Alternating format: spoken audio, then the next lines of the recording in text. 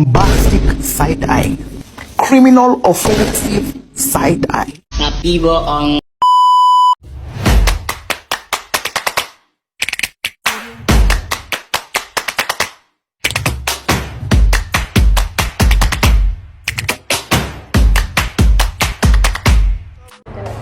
Assalamualaikum warahmatullahi wabarakatuh. Di sini kami akan menjelaskan mengenai video mind mapping di mata kuliah Statistika Pendidikan. Perkenalkan, saya Sinardia, NIM 2826261A 01893. Perkenalkan, nama saya Salvina Fajriatul Cahya, NIM 2862061A 001910. Dan perkenalkan, nama saya Osi Aryani, NIM 2862061A 001908. Baik, lanjut. Di sini saya akan menjelaskan mengenai peta konsep atau peta pemikiran di dalam Statistika Pendidikan, di mana kelompok kami itu membaginya menjadi 6 konsep. Yang pertama itu ada definisi. Definisi di sini kami akan memaparkan mengenai bagaimana statistika pendidikan. Yang kedua itu ada data statistik. Bagaimana data statistik ini dapat diperoleh atau dapat dihasilkan. Kemudian yang ketiga itu ada identifikasi dari data statistik, di mana data statistik ini dapat dibagi menjadi beberapa konsep. Kemudian yang keempat itu ada syarat data menjadi data yang benar atau data yang valid, sehingga setelah kita mendapatkan data yang valid, kita akan melakukan sebuah penelitian yang memang sesuai dengan kondisi yang ada atau sesuai dengan kondisi lapangan. Kemudian yang kelima itu ada macam dari data statistik. Kemudian yang keenam atau yang terakhir itu ada instrumen dari pengumpulan data statistik. Itu saja mengenai konsep dari mind mapping. Di sini saya akan melanjutkan. Baik, di sini saya akan menjelaskan mengenai konsep yang pertama, di mana konsep pertama itu adalah definisi dari statistika pendidikan. Statistika pendidikan di sini memiliki perbedaan antara statistik dengan statistika, di mana definisi dari statistik di sini merupakan kumpulan fakta berbentuk angka yang disusun dari bentuk grafik atau tabel yang menggambarkan suatu keadaan.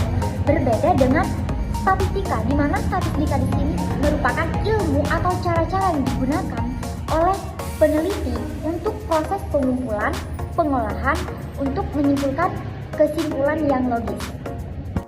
Kemudian konsep yang kedua itu ada data statistik, di mana data statistik di sini sejumlah informasi yang dapat memberikan gambaran tentang suatu keadaan atau masalah, baik berupa angka maupun berbentuk kategori atau definisi. Selanjutnya di sini saya akan menyampaikan konsep yang ketiga, yakni identifikasi statistik.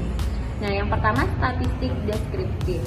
Statistik yang menggambarkan kegiatan dari pengumpulan data, penyusunan, pengolahan, dan penyajian data.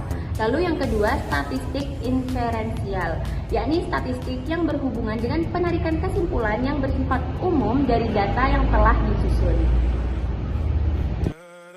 Lalu di sini saya akan menyampaikan yakni konsep yang keempat, data yang baik harus memenuhi syarat. Nah, yakni yang pertama objektif, harus menggambarkan keadaan yang sebenarnya. Lalu yang kedua relevan, harus ada kaitannya dengan permasalahan yang akan kita teliti. Lalu yang ketiga up to date, berkembang atau menyesuaikan ke zaman. Lalu keempat representatif, harus menggambarkan keadaan populasi. Yang kelima, dapat dipercaya, harus diperoleh dari sumber yang tepat. Baik, di sini saya akan menyampaikan konsep yang kelima, macam-macam data. Pertama, menurut sifatnya. Nah, menurut sifatnya di sini ada dua macam. Yang pertama yaitu data kualitatif, data yang tidak berbentuk angka. Yang kedua, data kuantitatif, data yang berbentuk angka. Nah, selanjutnya menurut cara memperolehnya. Di sini juga terbagi menjadi dua bagian, yaitu pertama data primer, data yang diperoleh secara langsung, dan kedua data sekunder, data yang diperoleh dari sumber yang sudah ada. Dan ketiga menurut sumbernya. Di sini juga terbagi menjadi dua. Yang pertama itu data internal, data yang menggambarkan keadaan di organisasi, dan kedua data eksternal, data yang menggambarkan keadaan di luar organisasi.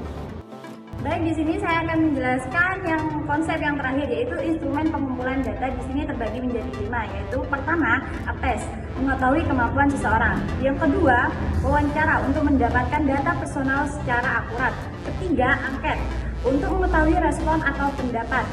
Yang keempat, observasi, aktivitas pembelajaran siswa di kelas. Dan yang terakhir, dokumentasi, data yang sudah ada atau lalu, misal data nilai UAS dari siswa. Baik, terima kasih kepada teman-teman sudah menyampaikan mengenai konsep dari statistika pendidikan. Mungkin hanya itu yang dapat kita sampaikan. Mohon Kurang maaf lebihnya mohon jika maaf. ada kesalahan kata. Wassalamualaikum warahmatullahi